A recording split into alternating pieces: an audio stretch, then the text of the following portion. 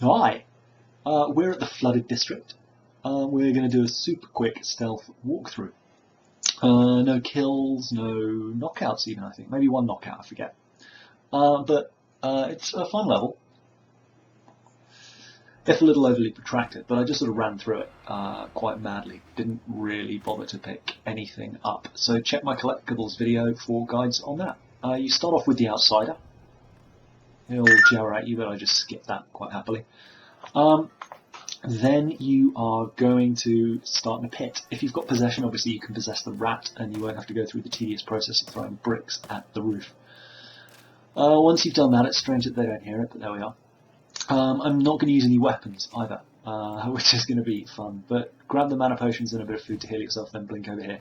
Now, you want to save here, because it's easy to fail, and chucking those bricks again and again gets boring quickly. There are two guys up here, and they will eventually both walk towards the outside balcony. So get up, wait for them to return, and then, when they have returned, blink through over the edge here, like that. Then you want to go swimming this way, eat some fish grapes. They're not fish grapes, they're fish eggs, but they look like grapes, so fish grapes they are. Jump up to here, and then you pretty much want to go directly above you. I got a bit confused here, but it's that you're aiming for. So jump to the chain there, which is not always easy to see. Climb on up it, and then we're going to go up and over. Now you also need to snag a key off one of the assassins, so you want to come over this way,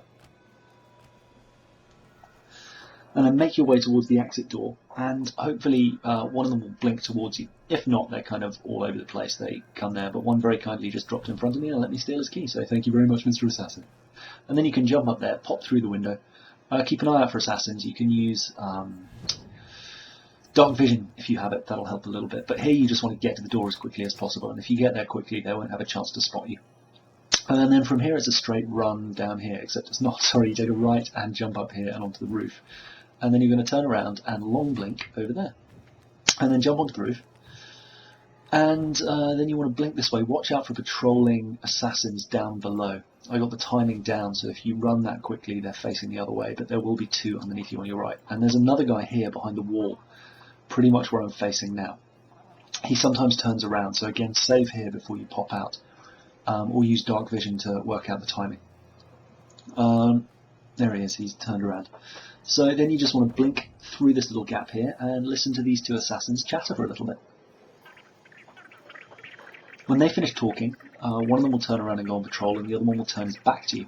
And what you can do is just walk up behind him and blink to the light switch above him. You've got about a 10-second window here, so you can take your time lining it up. And once you're there, just blink from light to light. And the reason I don't choke these guys is because this place is a little bit rat infested, and I ran it a bunch of times where I'd knock them out and then I'd get a random death and I couldn't work out where it was coming from. So I found it safer not to choke them at all. Sometimes a guy will blink in there. On the last couple of playthroughs I tried, he didn't, but regardless of whether or not he does, he'll end up there next to Daud. This bit's super cheeky. What you want to do is jump onto the bookshelf and then blink under the table when they're not looking. And then you're just going to make a mad dash for the key. Obviously you're still going to be crouched, but it takes some balls. So again, you might want to save under the table. Indeed, save coming into this room, because the previous autosave is quite far away. Anyway, walk up, grab the key, back down, and then you're going to blink to the top of the bookcase. And stupid Daud gets in my stupid way. So I have to edge forward a bit more. And you'll see that guy sort of noticed me a bit when I was going for the key as well, but it's not a big deal. Anyway, this bit again is quite aggressive. You're going to blink here and then run under the stairs, and there'll be two guys underneath. Dark vision again may help you here, but they should generally keep away from you. I think I was quite lucky there because I fell down just as he was crossing over. Yeah, see, he's coming there and now he's just crossed in front of me. But he'll walk that way, don't worry about him. He'll go that way and just blink past him, and as long as you're ducking, you'll drop down and you won't even get like the blinky lights where they notice you. So next it is down the chain.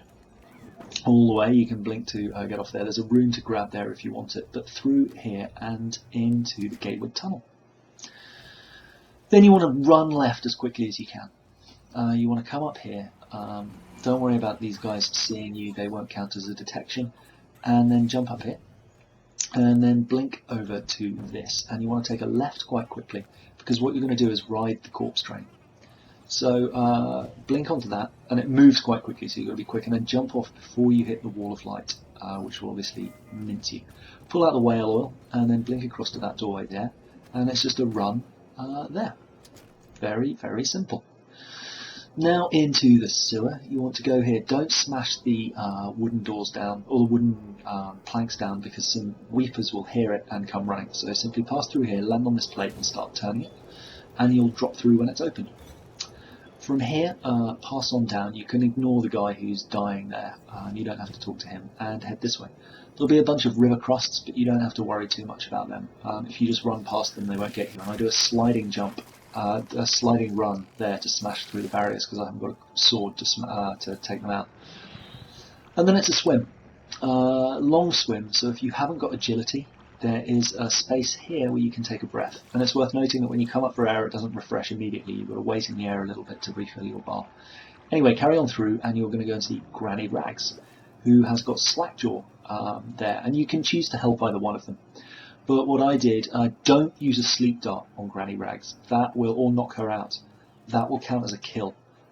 So be careful of that. But pop up to her area first, loot her blind. That was unfortunate fun. And there's another mana thing there, but just duck down behind her, grab her key, and run. You'll hear her saying something, but she's just talking to Slackjaw, so as long as you get out of there quickly and the music doesn't go all scary, you've made it okay. You also wanted to grab that grenade on the way past, and you'll see why later. There's one more grenade we're going to grab, but there's some river crusts right near the end that we need to deal with. Anyway, swim, swim, swim, and head this way. And then back up this way towards the sewer gate. You can just run past these crusts again. They won't hit you if you move quickly enough. Stay low to the end here and then jump up, take a right, and this way. And then once you're here, aim straight for the sewer gate, unlock that, and run past these dudes. And here you're going to snag your second grenade. So all we've got here is 2 grenades, and the reason why is these river crusts here, and do another sliding run into those barriers. Chuck a grenade at them, and I missed with the first one, which is why I always take 2 just in case. But they'll die. There's one left behind on the left, and I always have trouble with water. I can never get out of it properly. So if I'd made that jump, I would have been fine, but I was being foolish. Anyway, jump up here, and you'll basically be able to jump those barriers. And then you come up here, and again, having done it so well, I completely fail this last bit miserably. But anyway, you're basically home free. And that's it, a very quick run through of Flooded District with no kills, no knockouts, no alarms rung, didn't kill anyone and never detected. Hope that was useful, lots of love, bye!